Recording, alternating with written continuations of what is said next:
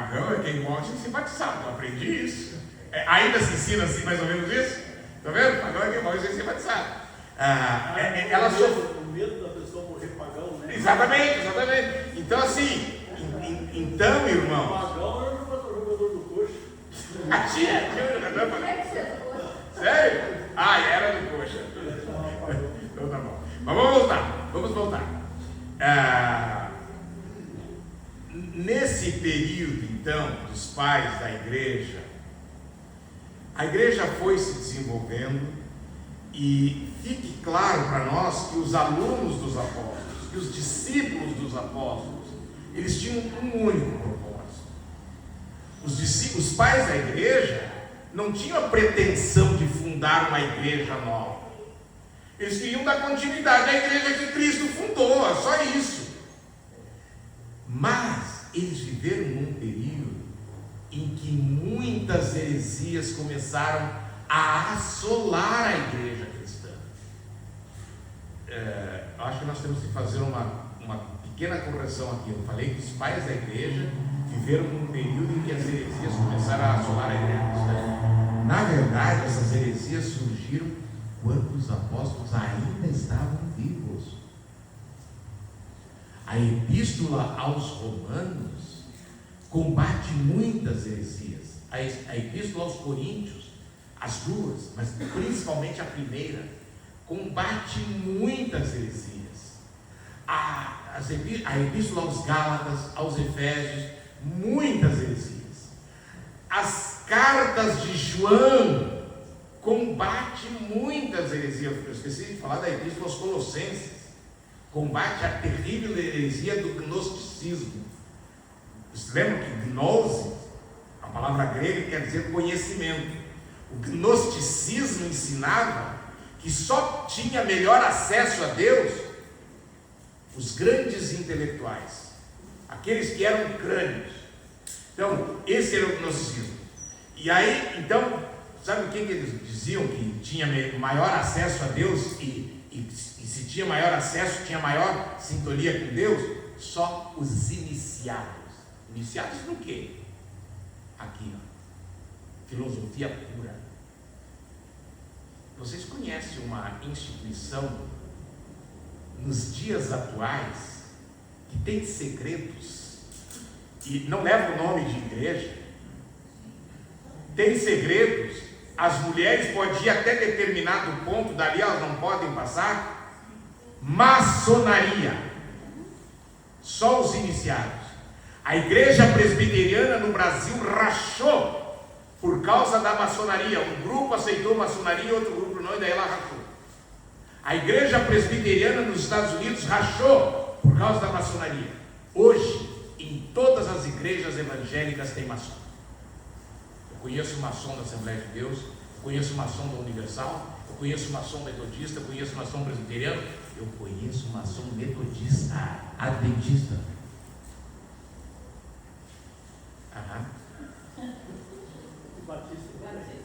Batista, sim. Olha, do sétimo dia tinha um que se dizia maçom, mas era de Araque. Não era. Valder Silva. Não, mas tem um outro que dá vivo, que também é Valder.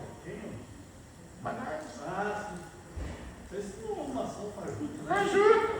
Mas vamos lá, deixa pra lá. Foi-se o tempo de assinar e botar 3 pontinhos. É maçom. Foi-se esse tempo. Né? Bom, mas vamos voltar, irmão. Eu estava tentando dizer para os irmãos que a preocupação dos pais da igreja, dos padres da igreja, era manter a doutrina de Cristo e dos apóstolos. O esforço deles era nesse sentido. É claro que tem coisa que os pais da igreja escreveram que não tem total sustentação com a palavra de Deus. Mas eu não vejo desonestidade neles. Aqui está o ponto, o nível que nós precisamos chegar. Eles escreveram e ensinaram de acordo com a luz que eles tinham, com a compreensão que eles tinham daquele texto, daquela expressão paulina, ou petrina, ou joanina, lucana, de quem for. Não sei se estou sendo claro no que estou tentando dizer para os irmãos. Os pais da igreja podem ter escrito um texto com um parágrafo, alguns parágrafos de coisas que hoje nós venhamos discordar, mas eles não o fizeram por desonestidade, com o intuito de criar uma doutrina nova. Eles não tinham a pretensão de criar doutrina nova. A pretensão deles era preservar a doutrina dos apóstolos. Essa era a pretensão.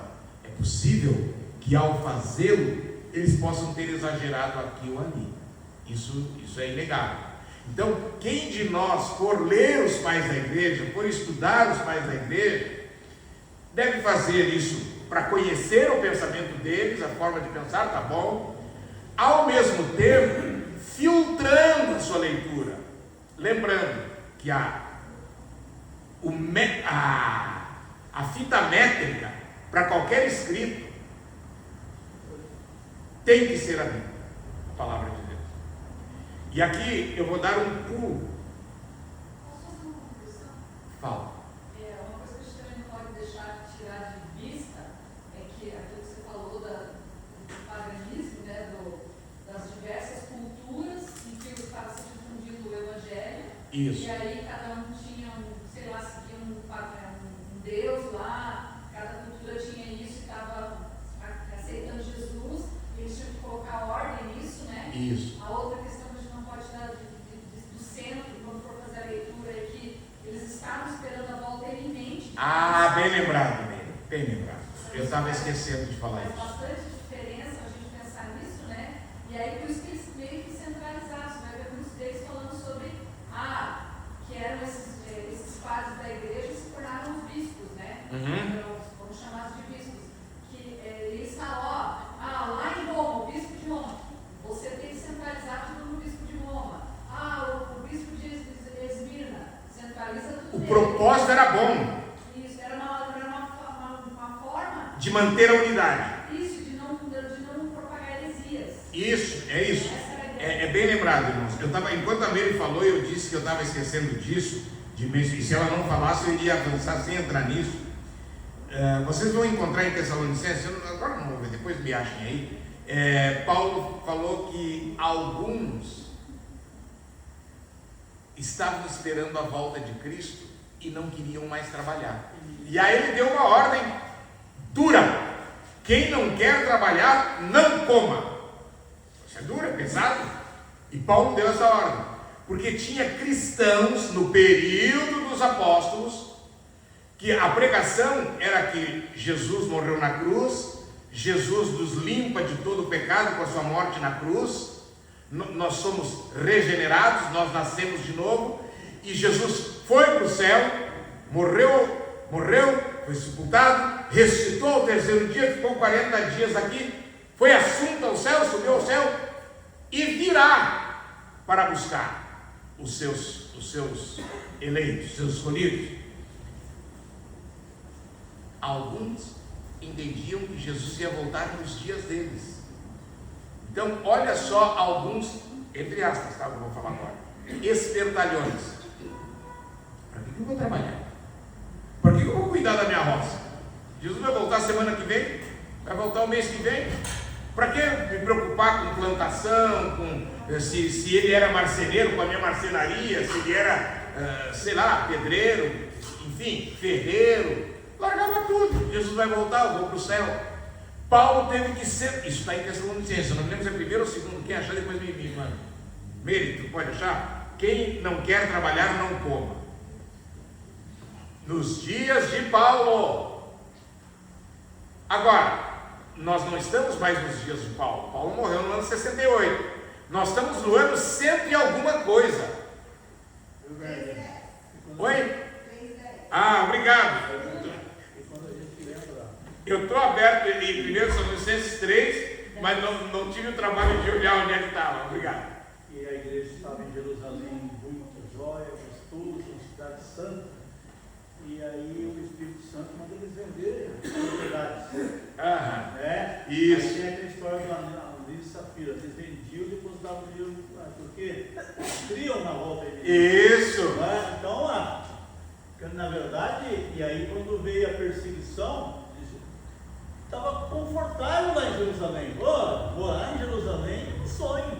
Eu tenho esse sonho. Um dia morar lá, né? Agora não dá, uma coisa feia lá, né?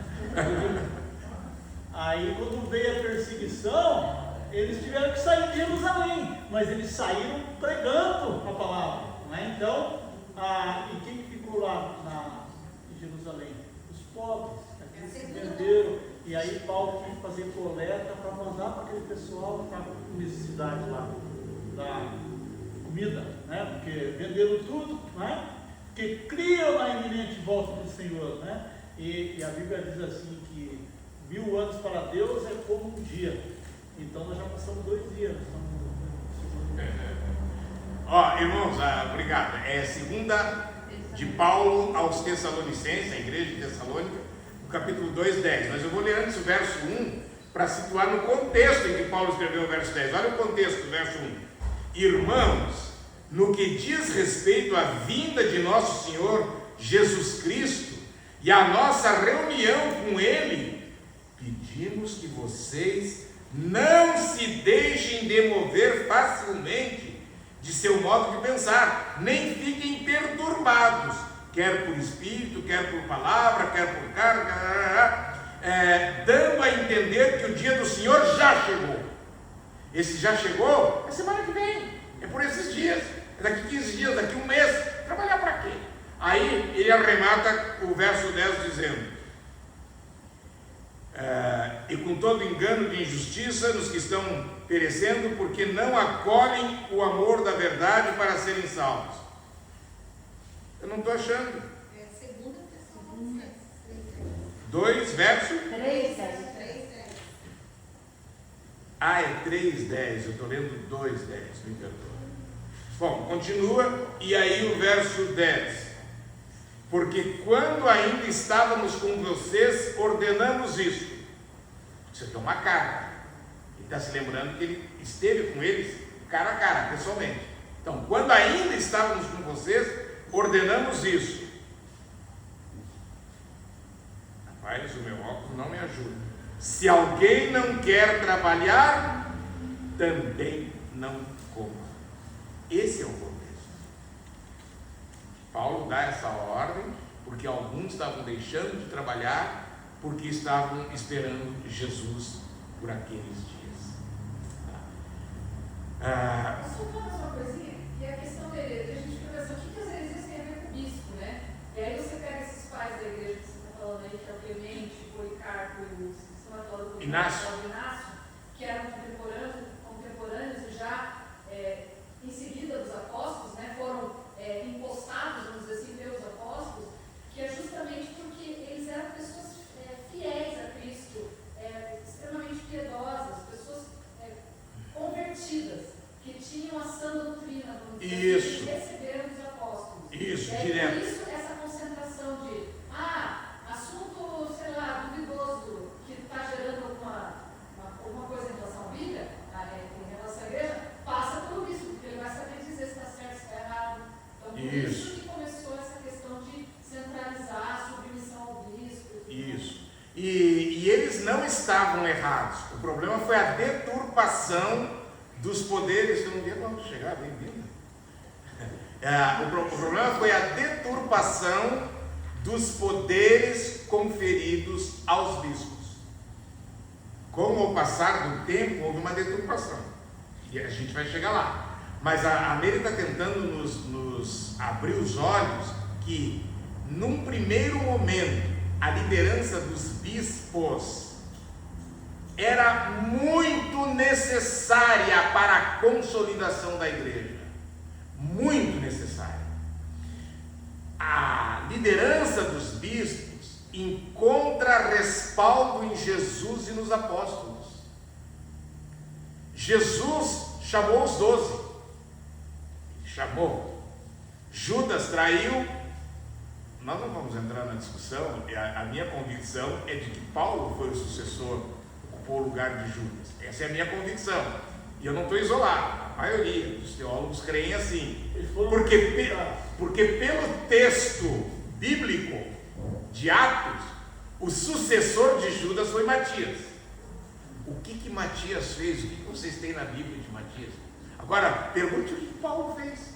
O Novo Testamento tem 27 livros. 14 são de Paulo. Desculpa.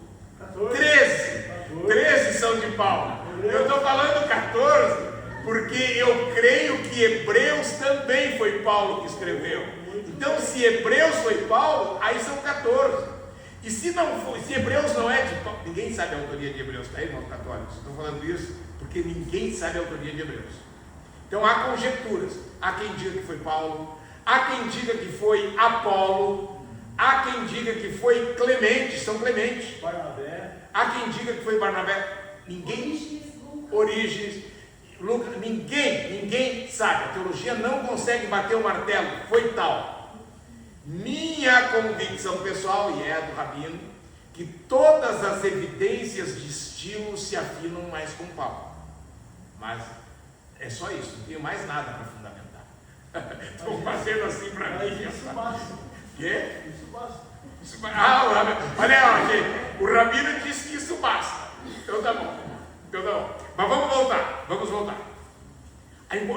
estamos falando, a Mary nos chamou a atenção para a importância da liderança quase centralizada. Ela não usou essa expressão, mas agora eu estou usando. Quase centralizada do bispo. Fala, Cláudia. Tem mais um detalhe que a gente não consegue nem imaginar, mas antigamente eles não tinham Bíblia. Tem, obrigado. Vamos dizer assim, imagine a nossa reunião aqui no sábado, ninguém de nós tem Bíblia. Olha, Paulo escreveu tal coisa, acha aí para mim. Uma vai lá, acha, a outra vai lá, acha. Não tinha isso. Não tem. Quer dizer, a Bíblia que eles tinham era o Velho Testamento. Era só o Velho Testamento. A maioria não sabia ler. E eles Verdade. iam escutar alguém que alguém falou que era importante, que vinha lá falar alguma coisa. Verdade. Bem lembrado. Muito oportuno, Cláudia. Muito bom. É bem verdade isso. Então vamos lá. Quando nós entrarmos no pai da igreja, Jerônimo ou São Jerônimo, eu acho que vai ser muito gostoso, porque Jerônimo teve a preocupação de traduzir a Bíblia, Antigo e Novo Testamento, direto do hebraico para o latim. E assim surgiu a famosa Vulgata Latina. Eu tenho lá em casa uma cópia, obviamente em português, mas tem nas livrarias para vender a Vulgata Latina em latim, conforme São Jerônimo escreveu.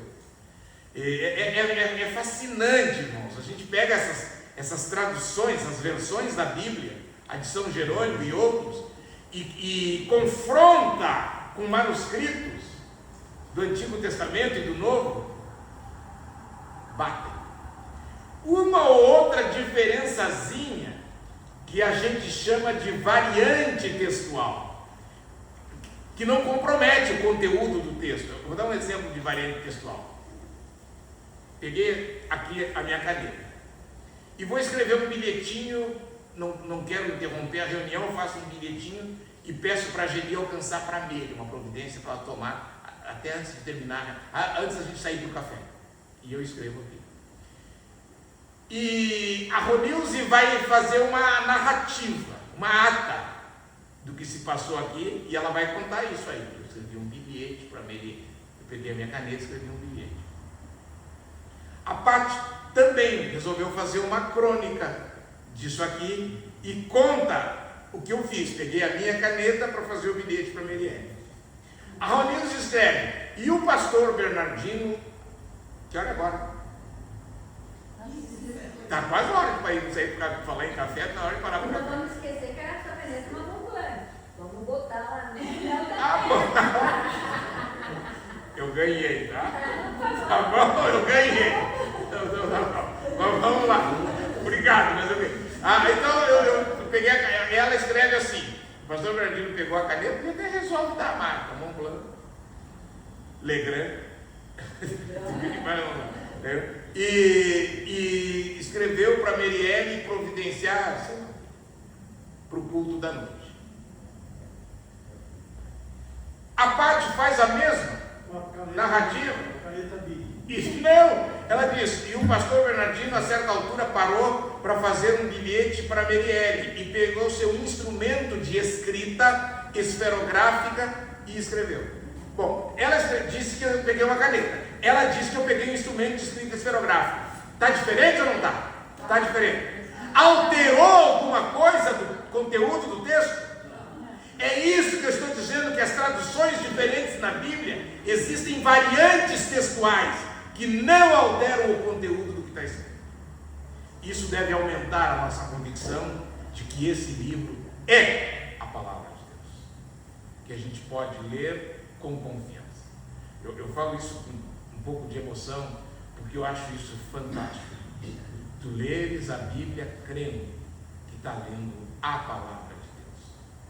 Olha os manuscritos que foram lá, que eles encontraram no Mar Morto. Por exemplo, tinha Isaías, o texto mais antigo que tinha era de 10 depois de Cristo.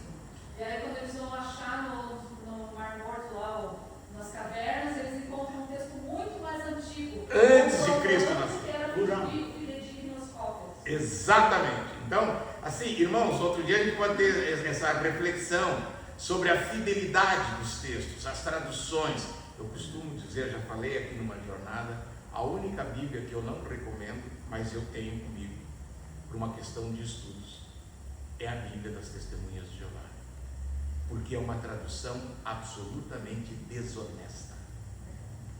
Os outros que fazem as outras traduções da Bíblia têm variantes textuais, mas honestas. Para defender o indefensável. Para defender o indefensável. Então, assim, Jeová, não tem Jeová? para dizer que Jesus, eles dizem que a cruz, que nós, vocês, alguma de vocês está com uma cruz como eu estou aqui no peito. Perdão. Que a cruz é símbolo do paganismo. Que Jesus não morreu numa cruz, ele morreu numa estaca. Isso está na Bíblia deles. Está escrito. Não vai ter nunca a palavra cruz, vai ter a palavra estaca.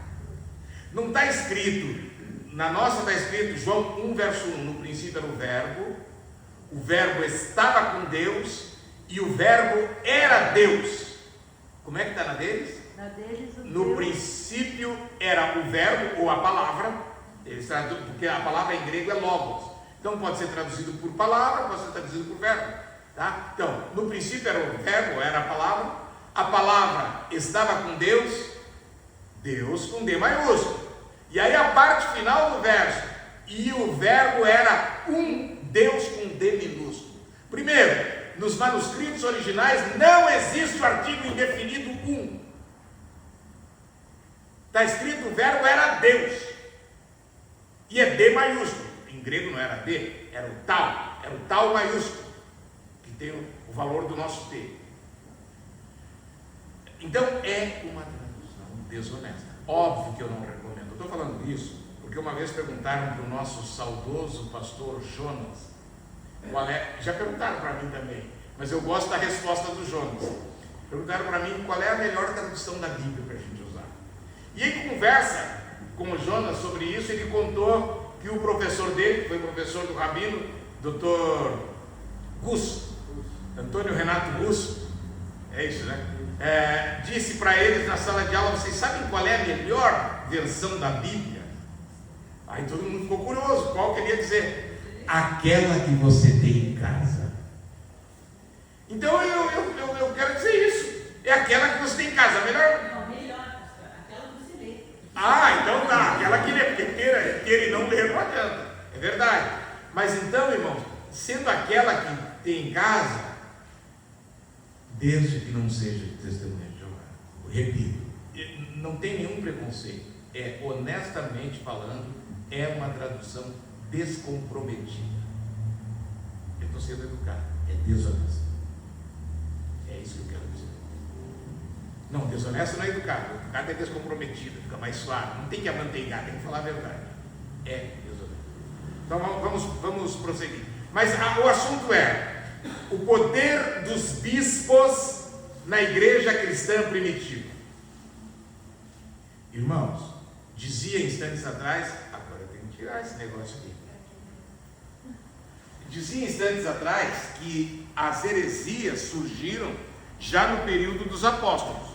Paulo, Pedro, João, escreveram bastante contra as heresias.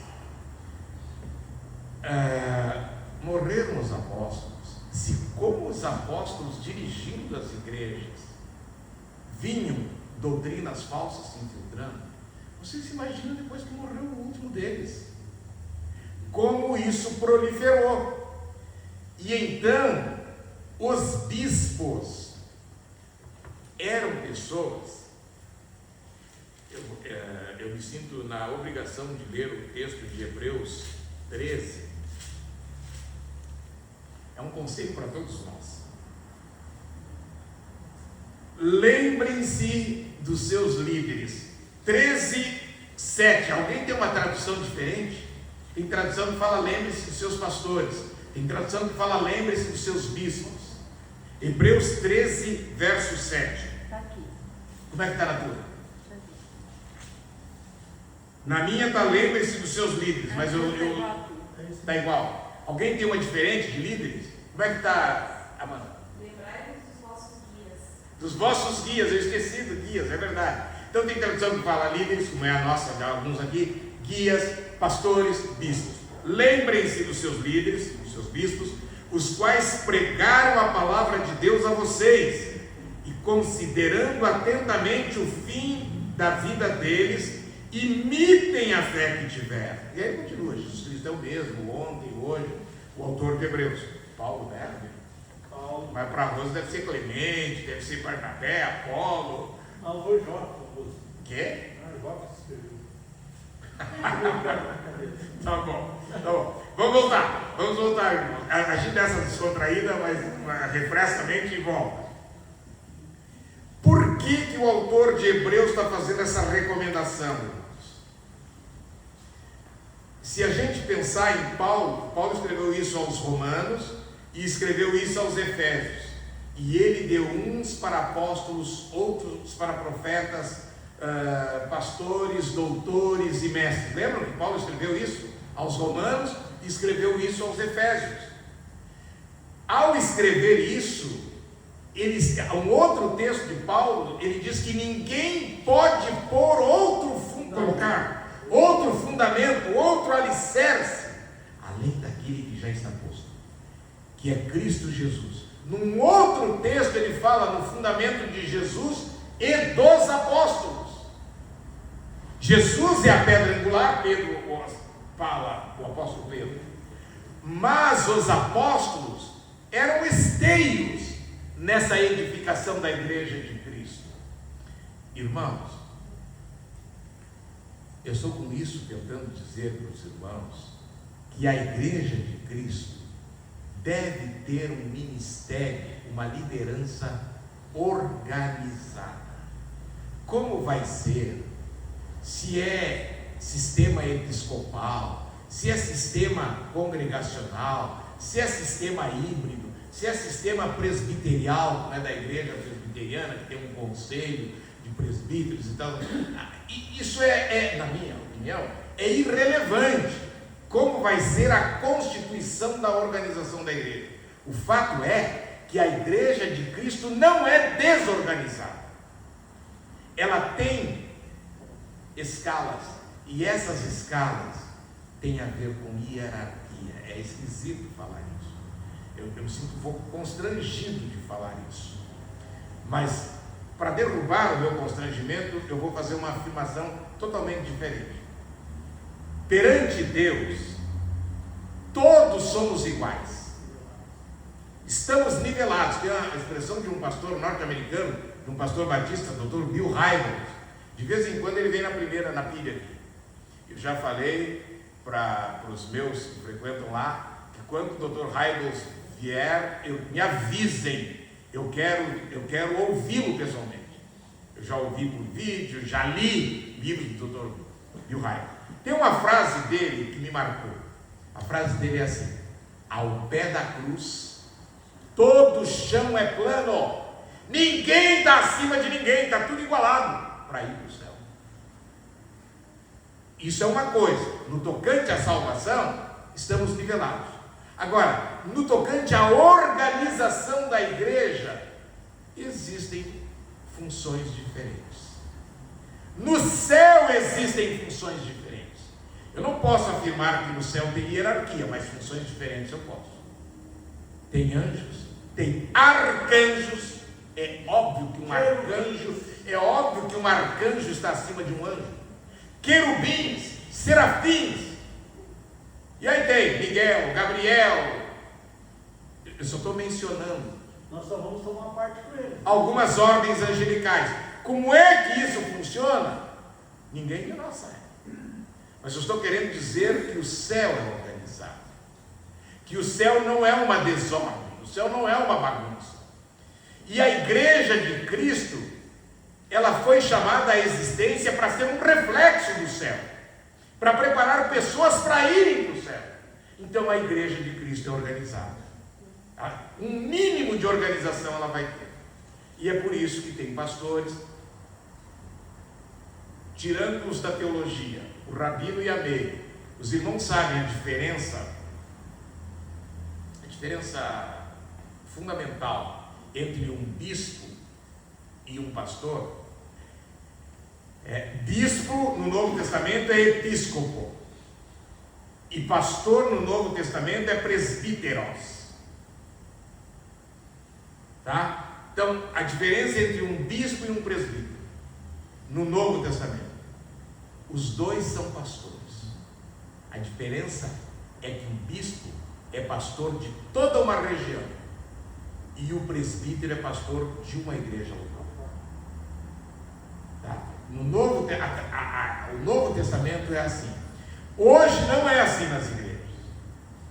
Tem pastor que é pastor de várias igrejas e nem por isso ele é chamado de bispo. Na real, um pastor que cuida de várias igrejas é um bispo. Tá? O pastor Daniel é o nosso presbítero. O pastor é um presbítero. Não estaria errado. A Merielle é uma presbítera. Aí tem uma outra discussão. Não, eu fui, não sou.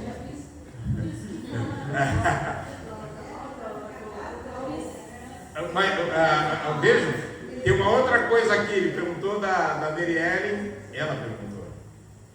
Vamos lá. Ela perguntou da Merielle presbítero. Tem uma discussão grande. A Merielle é uma jovem mulher. Não vai me agradecer pelo jovem mulher.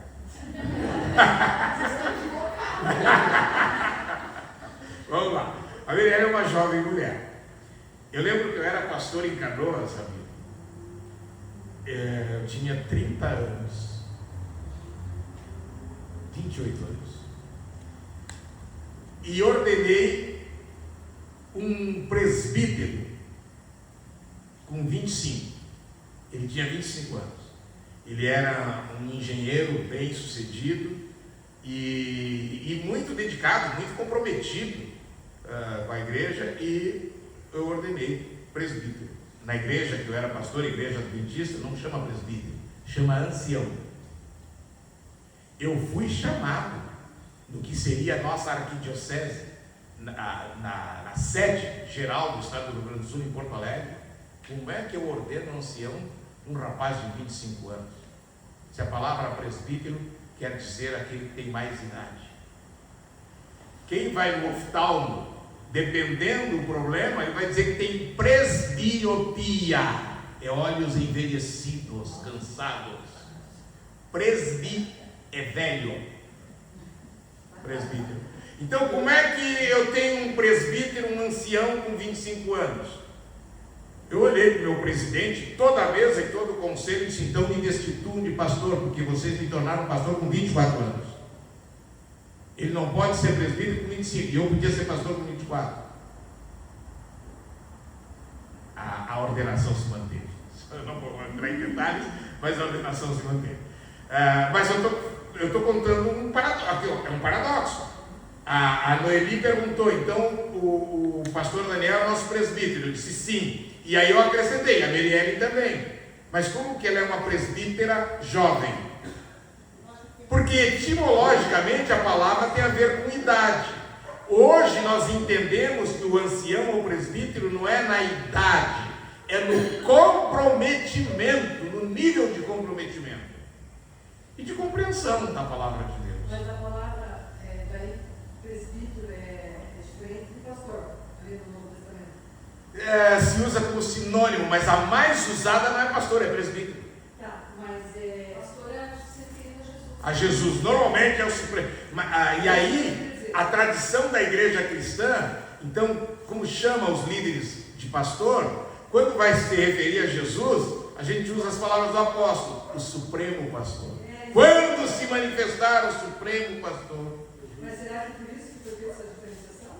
Para não usar o Provavelmente. usurpar o pastor divino? Provavelmente. Mas ficou e hoje ninguém mais questiona. E eu levantei esse questionamento do presbítero com pouca idade, eu acho que hoje nem se discute mais isso. Mas eu estou falando dos anos 80. Mas alguma igreja usa presbítero? Usa bastante. Que igreja usa? A igreja batista do sétimo dia do Boqueirão tem uns 5 ou 6 presbíteros. Mas isso por quê? O que achavam? Que era menos que o pastor? Não, vou falar baixinho. Vou falar bem baixinho. Isso era ignorância. Para eles, o pastor está aqui, o presbítero está aqui. Para eles é uma graduação. No Novo Testamento não tem graduação. Pastor e presbítero estão aqui. A diferença é do tamanho da jurisdição de um e de outro. Só isso. É uma coisa interessante que isso não, inclusive quando você vai ler Policarpo, você não vê ele fazendo, como você falou, embaixo da cruz todo isso é plano, né? É plano. E você vai ver essa diferenciação com o Inácio, e é ele que punha essa hierarquia dentro da igreja, porque antes não tinha, eles eram de igual para igual. Tem lá a diferença que eles eram muito comprometidos com Deus, com Jesus, e aí por esse comprometimento e terem sido discípulos dos apóstolos, eles se tornaram Cristo. E isso se passou, meio que você está falando, isso foi se perpetuando nas tradições das igrejas cristãs em geral. Em geral. Eu não sei como é na igreja católica, então eu não posso mencionar, mas as igrejas cristãs evangélicas em geral fazem uma distinção, fazem uma graduação: pastor, presbítero, diácono. Fazem essa distinção. Só tradição, não tem nada na Bíblia. A gente pensa nos velhinhos cabeça, são os líderes. Deus, quando mandou Moisés, ele perguntou: e agora, quem? O que eu vou dizer para ele quando eu chegar lá? Você vai dizer que o eu sou te enviou. E enviou para quem? Moisés não foi consultar com os jovens. Lá existia liderança, que eram os velhinhos. Então, se perguntar quem que te enviou, o eu sou me enviou, aos velhinhos entender que tal como Deus. Irmãos, a hora diz que está chegando a hora do café, mas eu não queria parar para o café sem nós tratarmos uma coisinha ainda sobre essa liderança, mas fala.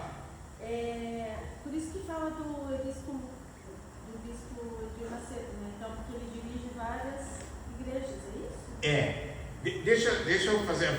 Todos entenderam a pergunta da Rosane? Sim. O Edir Macedo é chamado de bispo porque ele cuida de várias igrejas. Na verdade, é sim, só que essa não é toda a resposta, mas faz parte da resposta. Mas ele é o fundador da Igreja Universal. Lembrem, universal é sinônimo de católico. O Edir Macedo quis em tudo copiar, em tudo que era possível, fazer uma igreja católica copiando, uma igreja evangélica copiando a igreja católica. Em muitas coisas no início ele copiava certos rituais. Copiou o judaísmo também? Depois ele resolveu introduzir práticas do judaísmo, inclusive com os paramentos e tal. Mas lembrem, os paramentos na tradição da igreja cristã é católica. Os paramentos é do antigo Israel, as vestes sacerdotais, na antiga aliança. Na nova aliança não tem nenhum texto falando de paramentos dos ministros, dos apóstolos, dos presbíteros, dos diáconos, não tem isso. Isso foi restaurado na igreja católica, as vestimentas sacerdotais.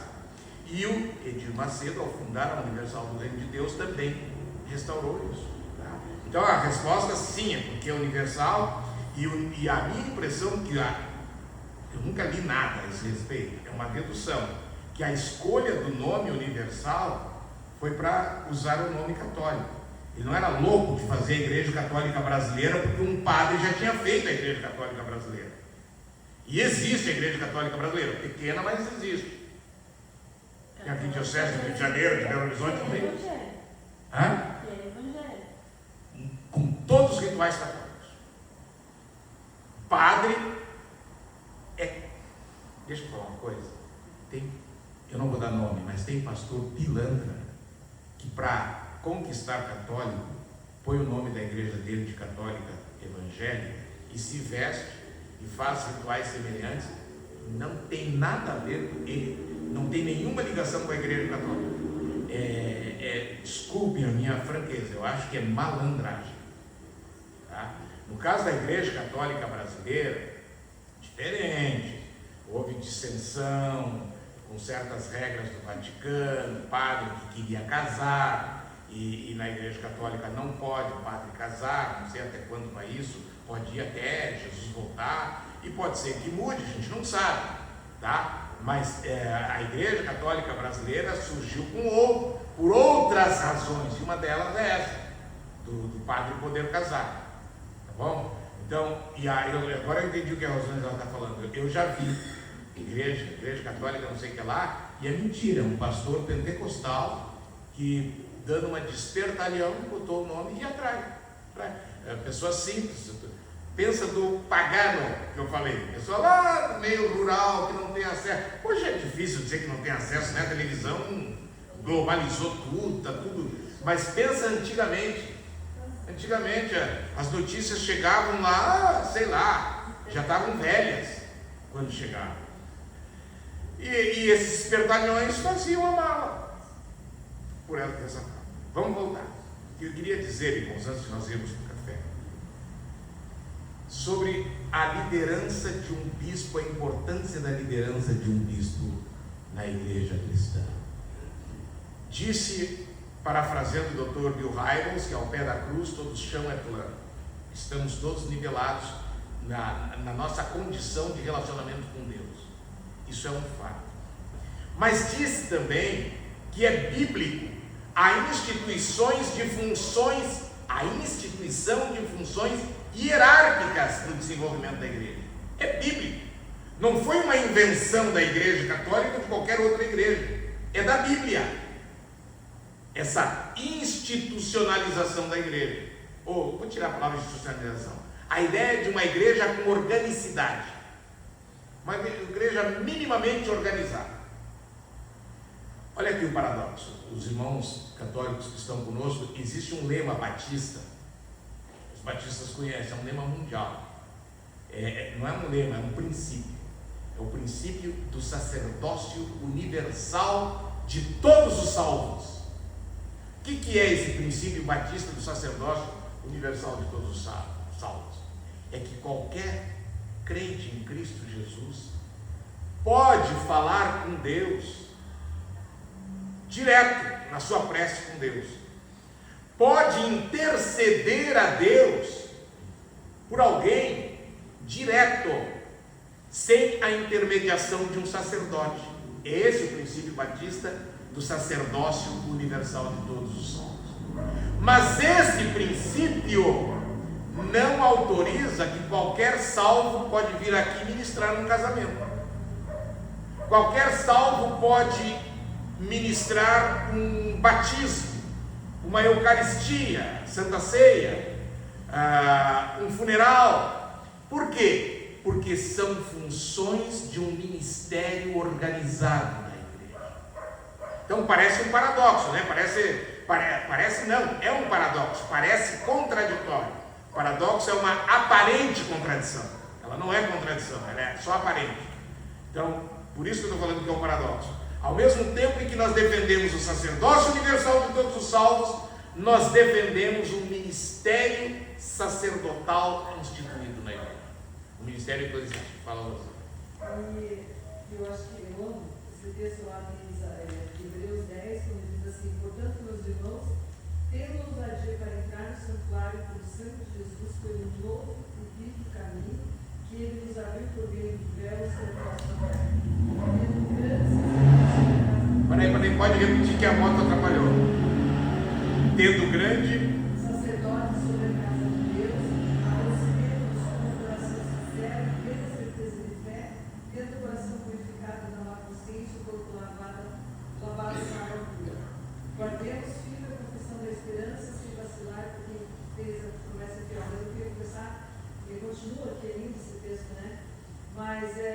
eu amo essa ideia de que Jesus abriu um novo e vivo caminho de acesso direto a Deus, e a gente não depende nem do bispo, nem do pastor, nem de ninguém. Isso. É acesso. Nossa, eu estou orando com Deus.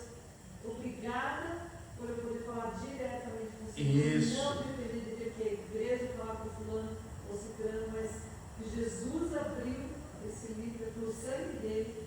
Né? É verdade, é bem isso. É perfeito esse texto que a nossa irmã acabou de ler de Hebreus 10. Irmãos, a importância de um bispado, de um pastorado, de um sacerdócio organizado numa igreja. Lembrem, nós estamos falando do período imediatamente pós-apostólico. Morreu o último apóstolo no ano 100. A importância disso, irmãos. Os apóstolos falavam, um louco ou outro ousava contrariar os apóstolos. Eu estou usando essa expressão, um louco ou outro, porque se contrapor a Paulo, Pedro, é muita pretensão. Tá? Então, precisava muita ousadia. Agora, eles morreram. Não estão mais os apóstolos escolhidos, instituídos pelo Senhor. Estão os alunos deles. Por que esse louco teria que obedecer? Então, irmãos, a figura do bispo buscava unificar a doutrina da igreja naquilo que os apóstolos tinham escrito. A maioria dos escritos dos pais da igreja, na íntegra, consiste em repetição de textos dos apóstolos. Às vezes tem um comentário dele mesmo sobre isso, sobre aquilo. Mas a essência é a repetição do que os apóstolos escreveram. Lembrando que a Cláudia lembrou, eu achei muito oportuno. Não existia o Novo Testamento. Não é? Deixa eu falar melhor. O Novo Testamento já estava escrito, mas as cartas já estavam escritas, os evangelhos já estavam escritos, mas eles não estavam reunidos num código chamado Novo Testamento. É porque não existia isso. O conselho que Paulo dá para Timóteo, né? Chamando para ele seguir a Bíblia, está escrito lá. Isso. Mas ele não estava falando do Novo, estava falando do Velho. Do Antigo Testamento. Não Era tinha novo, não tinha novo. Nem Paulo poderia imaginar. Pode conversar com ele lá depois, né? Você sabe que as tuas cartas viraram o Novo Testamento? Entendeu? Exatamente. Então, irmãos, eu acho que essas informações paralelas que vêm surgindo, a gente deveria reunir todas para tentar compreender o contexto de um bispo forte em Jerusalém, de um bispo forte em Antioquia, de um bispo forte em Corinto, de um bispo forte em Éfeso, um bispo forte em Esmirna, em Laodiceia, em Colossos, Pérgamo, Tiatira, Filadélfia e em Roma. Mas, como disse para vocês na jornada anterior, os bispos tinham uma forte liderança, mas não tinha a ascensão de um bispo sobre o outro. A supremacia de um bispo sobre o outro, no início da igreja cristã, isso não existia. Eram bispos igualados.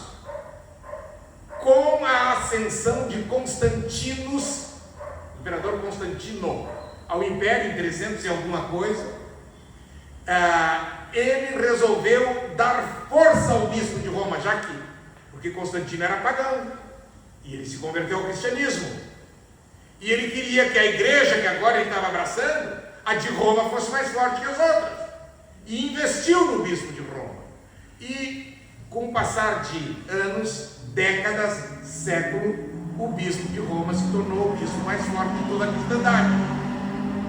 Daí a ideia de Papa. Oficialmente, por exemplo, na história da Igreja Católica é dito que Pedro é o primeiro Papa, mas não tem nenhum documento histórico confirmando isso.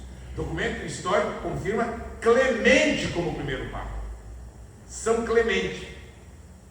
Só que na história da Igreja Católica, Clemente seria terceiro ou quarto Papa, São Clemente de Roma, tá? Então assim, mas não é isso que eu quero trazer para os irmãos. O que eu quero trazer é a necessidade de uma liderança de um bispo forte. Por quê? Porque ele queria ser superior aos demais? Não.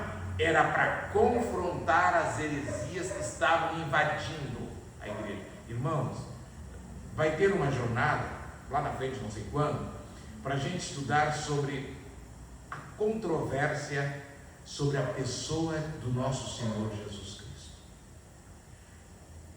A controvérsia sobre a pessoa do Senhor Jesus Cristo e a controvérsia sobre a pessoa do Divino Espírito Santo durou décadas e séculos dentro da igreja cristã, da mesma igreja cristã. Bispos de diferentes lugares diziam que Jesus era só homem, não era Deus. Bispos de diferentes lugares diziam que Jesus era só Deus, não era homem. Parecia homem, mas não era homem. Havia quem colocava Jesus igual na mitologia grega e romana, meio Deus, meio homem. Na mitologia era meio homem, meio animal, né? Meio homem, meio pássaro, meio homem, meio cavalo, Pégasus, e por aí vai. Tá? Então, ideias da filosofia e da mitologia grega invadiram a igreja cristã sobre a pessoa de Cristo. E os concílios que foram convocados eram concílios de bispos, era para discutir esses temas, e os concílios duravam mal. O concílio de Nicéia foi em 325, sobre a pessoa de Cristo, e graças a Deus venceu, prevaleceu a ideia que Jesus Cristo era verdadeiramente Deus e verdadeiramente homem. 100% cada Vero Dei, vero homo. Do teu país lá, da Itália, tá? Dos teus ancestrais. Como o Rabino falou, 100% Deus e 100% homem. Mas as heresias não eram simples, elas eram truncadas. Para aí, ele era Deus, mas ele morreu. Deus não morre. Então, se eu disser que ele é Deus, eu vou ter que dizer que ele não morreu. E se ele não morreu, o que a cruz significa para mim? Da onde vem a minha salvação, se não é pela cruz, pelo sangue derramado? Vocês percebem que as heresias tinham desdobramentos muito mais sérios do que uma simples opinião, eu acho que é isso, eu acho que é aquilo. O problema não era o eu acho que é, eu acho que não é. O problema era o desdobramento de se filiar a essa ou aquela corrente de pensamento. Os bispos foram servos de Deus que lutaram ardorosamente para manter a doutrina bíblica apostólica. Vamos para o café?